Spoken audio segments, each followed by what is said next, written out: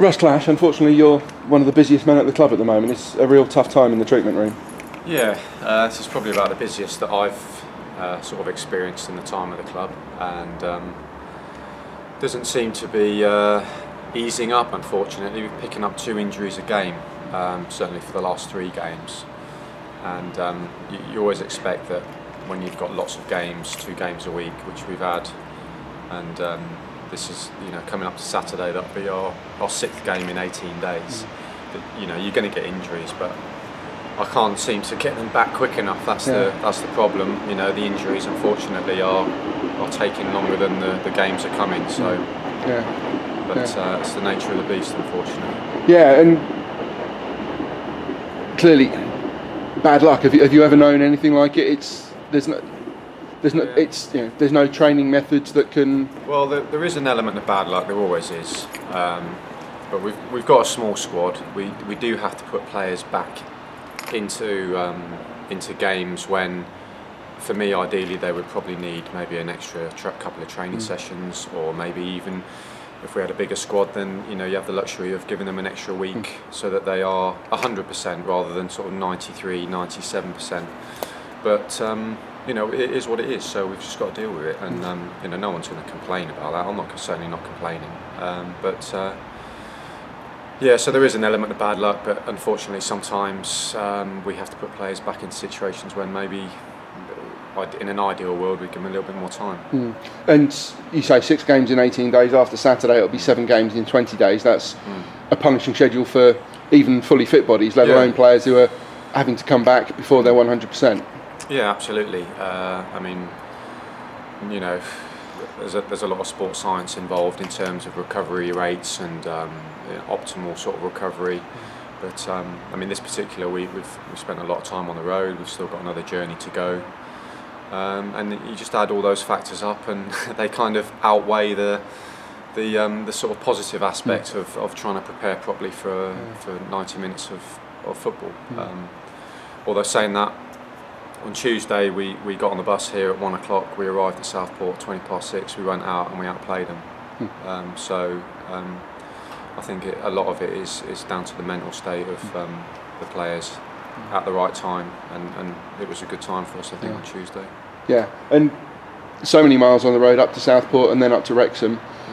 Do you have to give the players special recommendations to ensure that with those sort of hours on the road, you could almost get jet lag? Do you have to prepare the players specifically for those situations? Yeah, I think I remember speaking to Molesley in the dressing room at Southport as we arrived, and he said he felt like he had jet lag, and but then to go out and perform like they did, once you get them out in the situation, and although Southport was a fairly soulless place, once they get the blood flowing and they realise that it's a long way to go, and to come away empty-handed would be sort of unforgivable. We kind of just deal with the situation as it arises, and the manager said it before about the group of players that we've got, and I think we have got the right sort of characters in the squad to be able to overcome those difficulties. In terms of preparation for long trips, I think we've coped relatively well in terms of the trips that we've had. In years gone by, we may have gone the day before and got beaten. So, it's really down to a mental state at the right moment. And in that, the legs may be battered, bruised, and weary, but the heads seem to be responding. Were you, when you know the situation with some of these players, are you surprised at the performances that they continue to produce? Yes and no, but I do believe in the squad that we've got. I think, without sort of going too much into the technical aspects and stuff, but I think that we've got players who are kind of we've trained them really hard this season, and especially when we haven't had games. And I think that those training sessions and what we've done in the training ground have really sort of galvanised the players.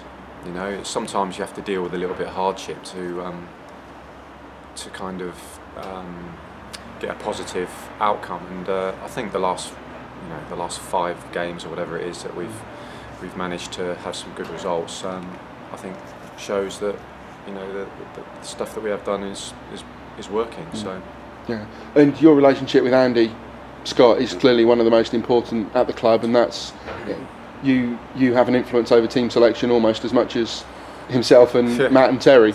I mean, obviously I'll tell him the information as I see it in terms of availability of players regarding their injury status and their fitness levels, whether they've done enough training or whether their injury is going to sustain the 90 minutes in terms of that information, and then how they use that is entirely up to them. You know, we are juggling a lot at the moment, players playing out of position, but so far it's done us okay, and I think, as I said, I think the players are kind of responding to that. They know the situation we're in, and they're just getting on with it. Yeah.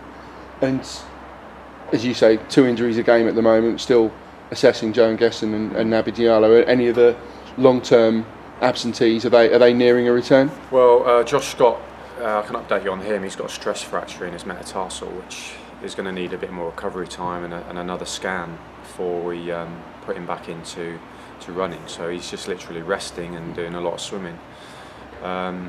Damon Lathrop has got an adductor tendon issue, which we're kind of working through. The treatment for that is quite aggressive, and he has to have a little bit of extra time in terms of recovery to be able to push him on. And with Anthony, we are making a little bit of progress with him. It is quite slow, but his biomechanics and his age and previous injuries are kind of slowing us down a little bit with him. So they're the kind of 3 longer term injuries. The others I don't see as being too long. Manny, tight calf. Chris Barker has got a little bit of a problem with his calf, but again, and any other players I'll not mention, they should all be back relatively soon, and I'm just hoping that we get through Saturday and stem the flow of the injuries, and then come Rochdale we'll have 3 or 4 back that might not be there on Saturday. And that midweek, that rare midweek off as it is at the moment, next week will be vital for you. Yeah, absolutely. From both sides, it gives the players that are coming back from injury a little bit more time, and it also means that we can give the players a little top up in their fitness levels, because when you go game to game, some players may not be involved, may not get as many minutes.